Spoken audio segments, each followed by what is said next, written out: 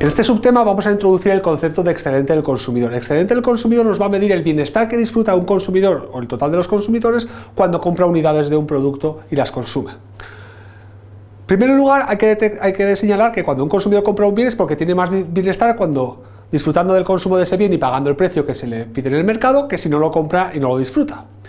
La pregunta es, ¿podemos medir ese bienestar? Esta pregunta es muy importante para luego poder evaluar situaciones económicas y poder saber cuánto bienestar están disfrutando los consumidores en comparación con cuánto es el beneficio de los productores. Sí, lo vamos a poder hacer y la medida es lo que llamamos el excedente del consumidor. ¿En qué consiste el excedente del consumidor? El excedente del consumidor es la diferencia entre la cantidad máxima, entre el precio máximo que estaría dispuesto a pagar el consumidor por esa unidad del bien que está comprando y el precio que paga. Si el precio de reserva, que llamamos, que es el precio que está dispuesto a pagar por cada unidad del bien, es superior al precio que paga, diríamos que está teniendo un excedente del consumidor y la diferencia es el excedente. Si conocemos la curva de demanda del individuo, es muy simple conocer ese precio de reserva que tiene el individuo por cada unidad del bien y por tanto es muy fácil calcular calcular el excedente del consumidor.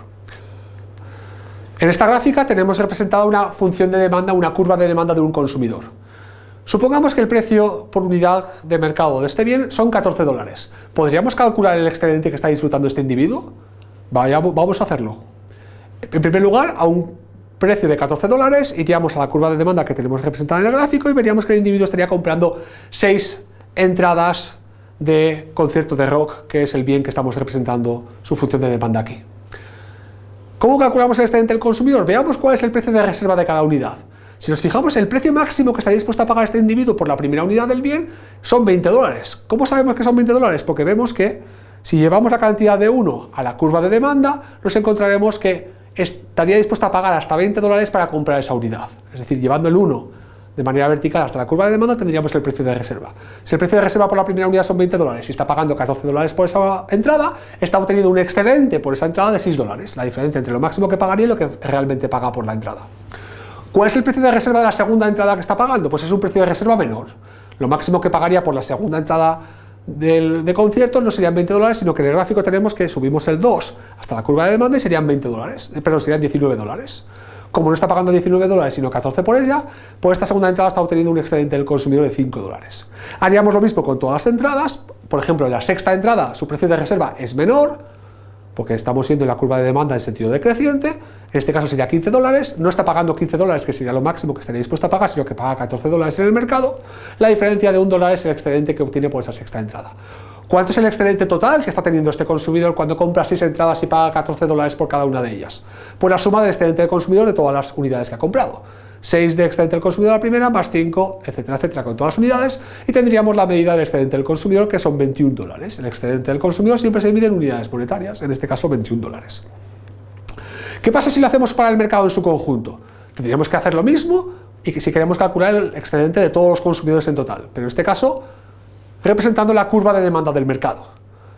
El excedente agregado de los consumidores se puede calcular de una manera muy simple, calculando el área que nos queda por debajo de la curva de demanda y por encima del precio que pagan los consumidores, hasta el número de unidades que compran. Aquí tienen ustedes en el gráfico, ahí tienen en línea azul la curva de demanda del mercado. Los consumidores se encuentran con un precio de $14. ¿Cuánto compran entre el total de todos los consumidores del mercado? Pues vamos a la función de demanda y nos dice que compran exactamente 6.500 entradas de rock, 6,5, pero está expresado en miles, por tanto 6.500 entradas, con lo cual, ¿cuál sería el excedente del consumidor? El excedente del consumidor es, como nos decía la transparencia, el área que nos queda por debajo de la curva de demanda, hasta el precio que pagan 14 y hasta la cantidad que compran, que son 6.500, el área que está dibujado en amarillo. Por tanto, el excedente del consumidor es el área del triángulo amarillo. El área del triángulo se calcula de manera muy simple, la longitud de la base por la altura dividido entre 2. Es decir, un medio multiplicado por 20 menos 14, que es la altura, multiplicado por 6.500, que es la base. Es decir, el excedente que tendrían todos los consumidores en este mercado de entradas de rock serían $19.500. Vamos a hacer una aplicación de este concepto del excedente del consumidor a un caso real.